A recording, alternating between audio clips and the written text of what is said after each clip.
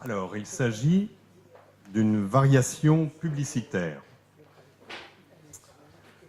Peut-être vous connaissez la marque des shampoings DOP. Il s'agit de cela. Cette variation publicitaire s'appelle le cuisinier. Prendre une chevelure bien fournie à l'état inculte, humecter d'eau avec soin, verser dessus le tiers d'un tube de DOP, battre en mousse avec le fouet à mayonnaise, humecter de nouveau, continuer avec le fouet jusqu'à ce que tout DOP soit passé en mousse, assaisonner de cannelle pour les cheveux blonds, de poudre de cacao pour les cheveux châtains, de poivre et sel pour les cheveux grisonnants, ajouter un œuf pour les cheveux auburn, qu'on peut faire auburn noir si l'on veut, enlever le tout avec une bonne bassine d'eau, rattraper avec l'écumoire et servir les cheveux secs en oubliant la soupe à la cuisine.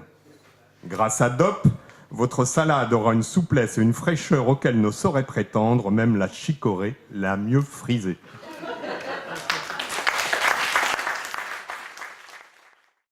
Épistolaire.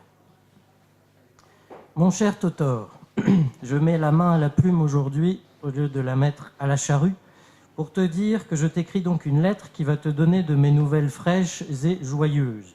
Figure-toi que je suis allé voir la tante Hortense, et puisqu'elle habite de ce côté-là, j'ai pris l'autobus S qui va de ce côté-là. Je suis resté sur la plateforme pour voir le bien beau paysage qui défilait devant mes yeux émerveillés. Mais je n'ai pas fini mon histoire. Je te prie donc de ne pas jeter la lettre tout de suite au panier et de l'écouter, la suite.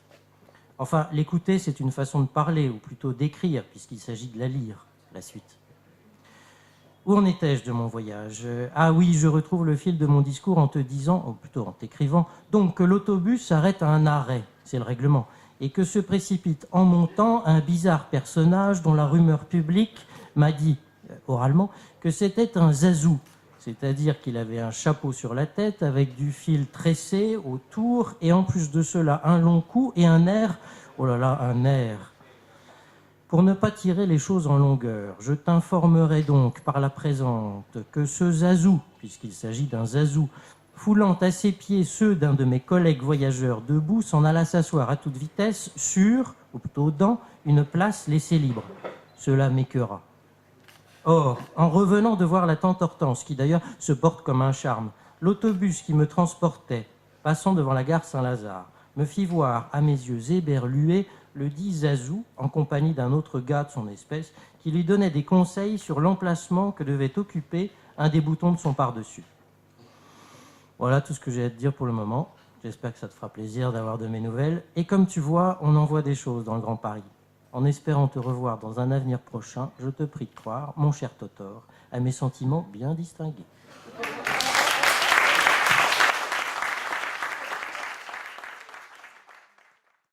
Πλατεία Βαστήλης. Υπάρχει μια επιστολή του Λάιμπνιτς με ημερομηνία 14 Ιουλίου 1626, στην οποία τονίζεται η σημασία της αρχής του επαρκούς λόγου.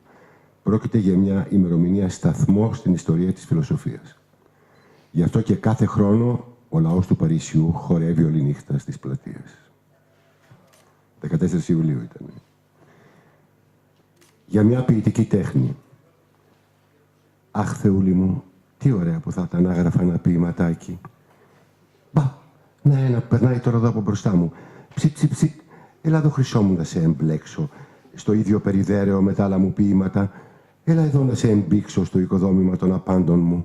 Έλα εδώ να σε εμπαταδώσω και να σε νομιοκαταλήξω και να σε αριθμολογήσω και να σε ελλυρικοποιήσω και να σε εμπιχασεύσω και να σε ενστιχώσω και να σε εμπεζολογήσω. Να πάρει ευχή, την κοπάνισε.